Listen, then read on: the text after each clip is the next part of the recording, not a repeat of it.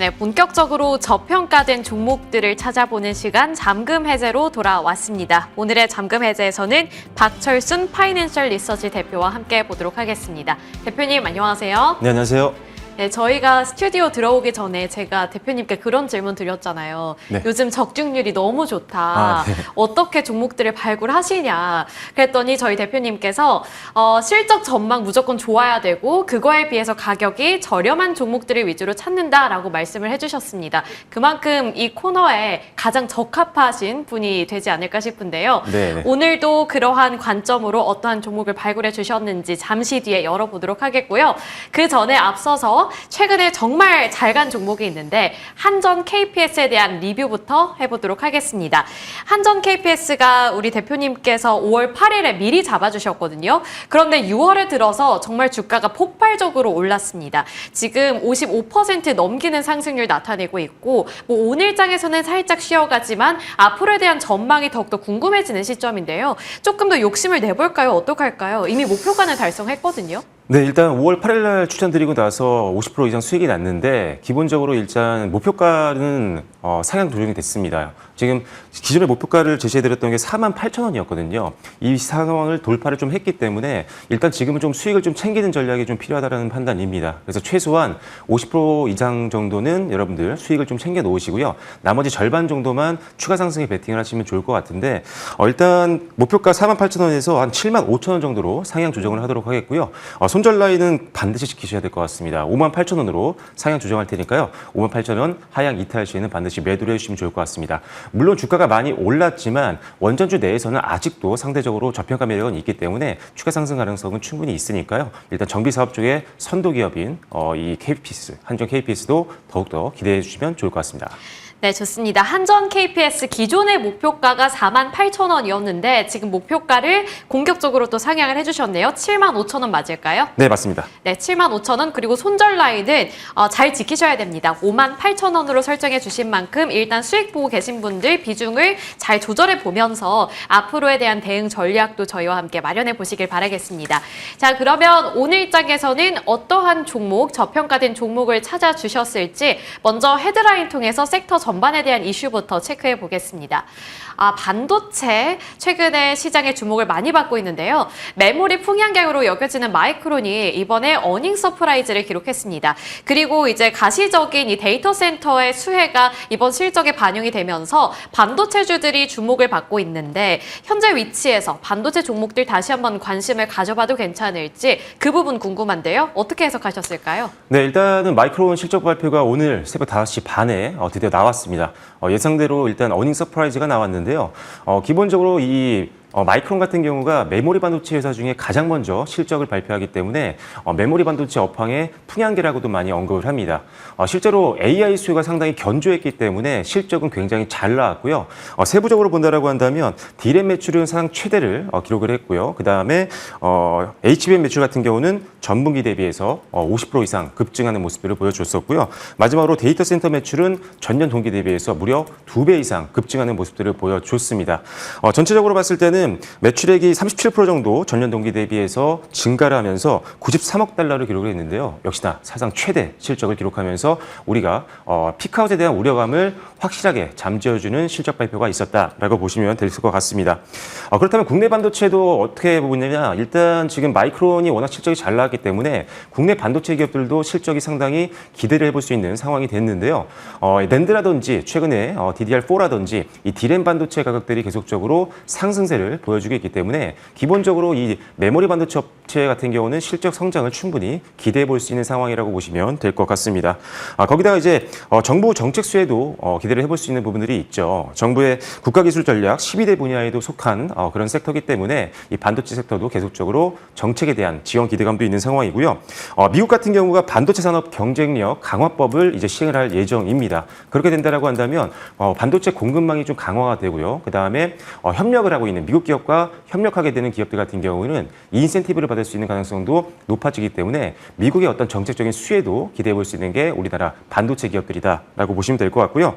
마지막으로 다음 달에 또 기대감이 있는 게 뭐냐면 엔비디아 같은 경우가 HBM 주문 증가가 예상이 되고 있는데 그게 한 7월 말쯤 발표가 될 것 같습니다. 그래서 예상대로 엔비디아의 주문이 훨씬 더 늘어난다라고 한다면 국내 메모리 반도체 기업들 같은 경우 당연히 실적 성장 기대치를 더 높일 수가 있기 때문에 이 또한 관련 주들에 대한 어떤 주가 상승을 이끌 수 있는 요인이다라고 보시면 좋을 것 같습니다. 네, 좋습니다. 지금 댓글창에도 오늘장에서 지수 자체가 많이 내리다 보니 그 안에서 결국에 우리가 봐야 하는 거는 반도체인가? 라는 댓글도 속속들이 보이거든요. 그만큼 반도체를 어떻게 바라봐야 할지 그 종목까지 세세하게 살펴보도록 하겠습니다. 그중에서 어떤 종목을 보고 계신지 화면을 통해 만나볼 텐데요. 반도체 중에서는 TCK, 그리고 TCK는 소재 쪽이잖아요. 네.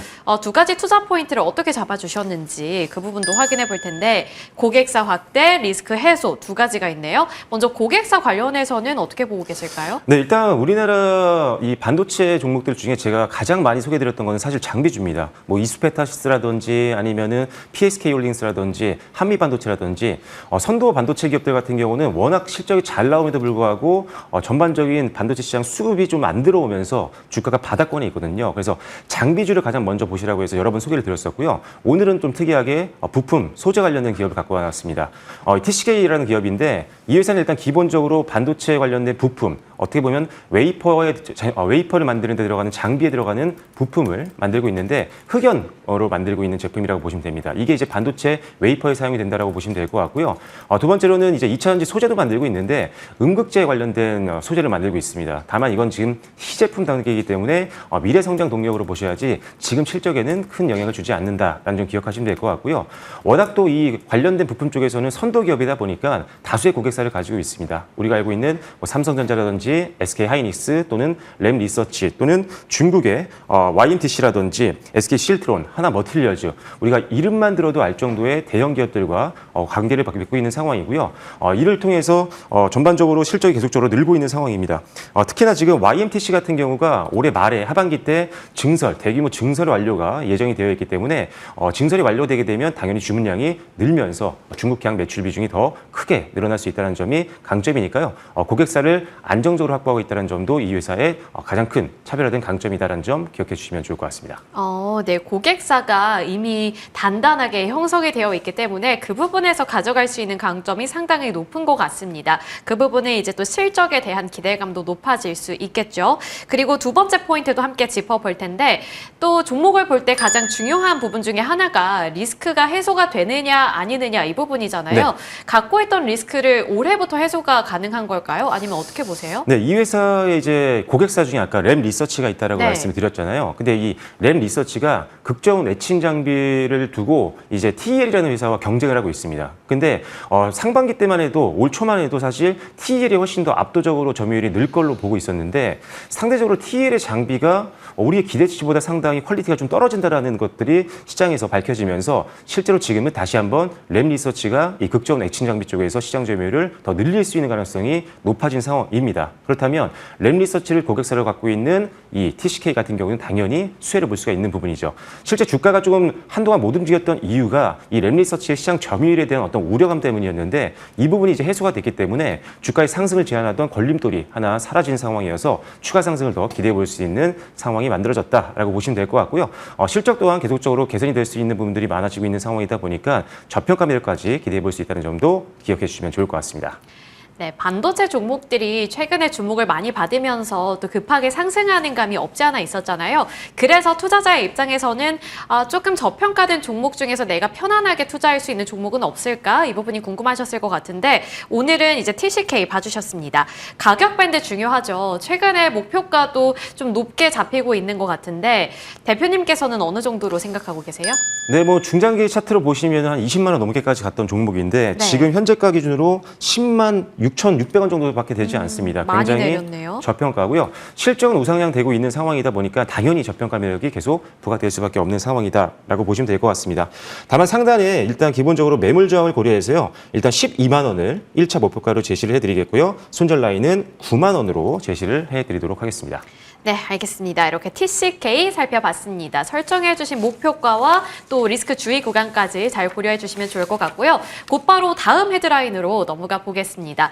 반도체가 우리 시장의 중심을 잡아준다면 또 최근에 그 아랫단에서 조금 정말 주목을 많이 받았던 쪽이 K푸드가 되지 않을까 싶은데요. 그 열풍은 끊이질 않고 있다고 합니다. 수출 호조세가 지속이 되고 있는데 많은 분들께서 가장 궁금해하시는 게 삼양식품은 너무 올랐으니 제2의 삼양식품을 잡고 싶다 이런 생각이 들 것 같아요. 어떤 쪽 보고 계실지도 궁금한데요.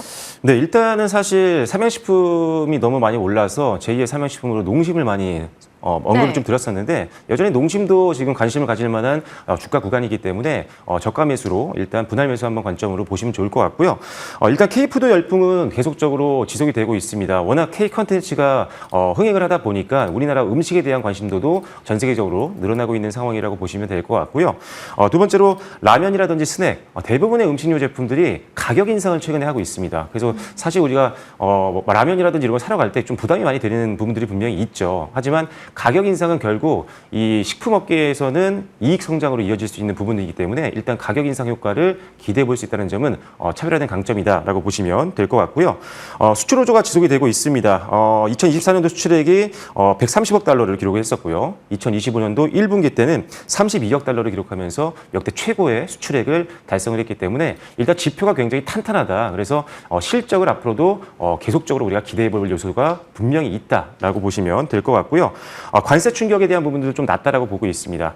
상대적으로 고가의 제품들 같은 경우는 관세가 충격이 받게 되면은 사실 소비자의 부담이 굉장히 극대화되는데 이런 저렴한 음식료 같은 경우는 사실 워낙 또 저렴하다 보니까 관세가 붙어도 소비자들이 구매를 하지 않을 확률이 그렇게 높지는 않습니다. 그래서 소비자의 구매력이 그렇게 크게 떨어지지 않고 있고 오히려 수출액을 보더라도 수출액 지표를 보더라도 오히려 수출량은 늘고 있는 상황이니까요. 이런 관세에 대한 우려감은 좀 낮은 섹터다라고 보시면 될 것 같습니다. 마지막으로 정부의 정책 지원인데 이재명 대통령께서 이제 취임사에서 K푸드에 대한 전폭적인 지원을 언급을 했던 전례가 있었고요. 그다음에 한국농수산식품유통공사에서는 우리나라 식품 업계들이 글로벌 현지 시장에서 안착을 할 수 있도록 정책적인 지원을 하겠다라고 언급을 했기 때문에 올해부터 시작해서 본격적으로 이 정부의 정책적인 지원도 받아볼 수 있는 섹터여서 음식료 섹터는 앞으로도 계속 주목해 보실 필요가 있겠다라고 말씀드리겠습니다. 네, 음식료 업종 자체에 대해서 여전히 긍정적인 전망을 제시해 주셨는데요. 일단 관세에 대한 리스크가 축소되는 가운데 정부의 정책 지원은 강화가 되고 있으니 이쪽을 좀 유망하게 보자라는 관점도 챙겨가 보시면 좋을 것 같습니다. 자, 그렇다면 그 안에서 어떤 종목을 바라봐야 할지 종목도 체크해 볼 텐데요. 바이오포트입니다. 이 종목이 음식료 업계에서 실리콘투다 이런 말이 나오고 있더라고요. 그런 이야기 있습니다. 네, 뭐 그 정도로 존재합니다. 네, 그래서 뭐지? 실리콘투 주가 많이 올랐는데 그럼 바이오포트도 그렇게 될까? 이게 좀 궁금했는데 네. 핵심 투자 포인트 짚어보겠습니다. 먼저 대형 유통사, 실적 우상향, 듣기만 해도 기분이 좋아지는데 네. 유통 쪽에서 메리트가 상당히 강한가 봐요? 이 회사가 이름은 좀 생소하지만 이 업계에서는 엄청나게 유명한 회사입니다. 일단 기본적으로 우리가 이름만 들어도 알 정도의 코스트코, 그다음에 BGF 리테일, GS 리테일과 같은 대기업들을 통해서 유통을 하고 있는 회사거든요. 실제로 음식료를 만들고 있는 회사고요. 그런데 특히나 이 까다롭기로 소문이 났던 이 코스트코와 무려 21년 동안 지금 거래를 계속적으로 하고 있습니다. 그 말은 제품에 대한 어떤 신뢰도라든지 품질이라든지 이런 것들이 굉장히 완벽하다라는 거겠죠. 그래서 코스트코라든지 이런 쪽에서도 계속적으로 협력 관계를 유지하고 있는 회사다라고 보시면 될 것 같고요. 그리고 일단 미국을 비롯해 지금 글로벌 30여 개국에 지금 수출을 하고 있는 그런 기업이다라고 말씀드릴 수가 있고 마지막으로는 3분기 때 또 글로벌 시장이 좀 확대될 것 같습니다. 프랑스라든지 스페인, 독일, 중국 이런 쪽으로 채널이 또 확대될 예정이기 때문에 판매할 수 있는 어떤 바운더리가 넓어지면서 실적 레벨업도 기대해 볼 수 있는 상황이기 때문에 대형 유통사와 그리고 글로벌 국가들을 시장을 확대해 나가고 있다는 점이 가장 큰 강점이다라고 보시면 될 것 같습니다. 네, 알겠습니다. 글로벌 시장 확장에 대한 기대감, 이게 이제 본격적으로 반영이 된다면 주가가 폭등하지 않을까 또 한번 기대감이 높아지는데요. 두 번째 포인트 짚어보면서 더 자세한 이야기 나눠보겠습니다. 실적 우상향, 이게 이미 실적이 좋아지고 있나 봐요. 네, 일단 실적이 굉장히 좋은 상황이고요. 더 기대해 볼 수 있는 이유는 일단은 많은 유통 채널들이 이 회사에 관심을 갖고 있는 게 있습니다. 그게 뭐냐면 이 회사 같은 경우는 고객사 맞춤형 제품을 만들고 있어요. 그 말이 뭐냐면 대부분의 이제 식품업체 업체 같은 경우는 완제품을 만들고 그 다음에 마케팅을 붙여서 홍보를 하게 되는데 이 회사 같은 경우는 시제품 단계부터 대형 유통사와 어떤 제품을 만들지 협력을 합니다. 그래서 전략적으로 흥행을 할 만한 제품들을 만들기 때문에 흥행 성공률이 굉장히 높다라는 거죠. 그래서 사실 이 회사가 3가지 베스트셀러가 있는데 이 3가지만으로도 작년에 350억 원대의 매출을 올렸던 회사입니다. 그리고 올해 같은 경우 한 30여 종의 신제품 출시가 예정이 되어 있기 때문에 차기 어떤 베스트셀러도 기대해 볼 수 있는 상황이어서 올해 더욱더 기대감이 높은 상황이니까요. 실적에 대해서는 너무 크게 걱정하실 필요 없습니다. 계속적으로 우상하고 있는 기업이니까요. 알겠습니다. 실적이 좋아지고 있는데 제일 중요한 게 이제 어느 타이밍에 잡을 것인가 이거잖아요. 비교적 최근에 상장을 한 것 같은데 6월 중반에 갑자기 양봉이 막 여러 개가 찍히면서 좀 부담스럽게 오르기는 했습니다. 그리고 지금 살짝 조정이 나오고 있는데 지금 시점에서 잡아봐도 아직 늦지 않은 시점일까요? 네, 일단은 급등 이후에 아직은 큰 변동성 없이 횡보 흐름들을 보여주고 있기 때문에 계단 상승 흐름을 좀 기대해 볼 수 있을 것 같습니다. 일단 지금 앞서도 말씀드리면 실적이 굉장히 좋습니다. 올해 순이익 같은 경우가 작년 대비했을 때 한 40% 이상 고성장이 예상이 되는데 순이익이 그만큼 올라간다는 것 자체가 우리가 PER을 더 높게 평가를 할 수 있기 때문에 그렇다면은 지금 주가는 그렇게 크게 부담스러운 수준은 아니다라고 생각이 됩니다. 일단 지금 현재가에서 충분히 분할 매수로 접근 가능하다라는 판단이고요. 목표가는 25,000원으로 제시를 해드리겠고요. 손절 라인 잘 지키셔야 됩니다. 17,500원으로 제시를 해드리겠습니다. 네, 알겠습니다. 손절 구간 17,500원 꼭 기억해 보셔야겠고요. 목표가는 25,000원입니다. 이렇게 새로운 종목까지 짚어봤고요. 지금까지 박철순 파이낸셜 리서치 대표와 함께 해봤습니다. 오늘 말씀 고맙습니다.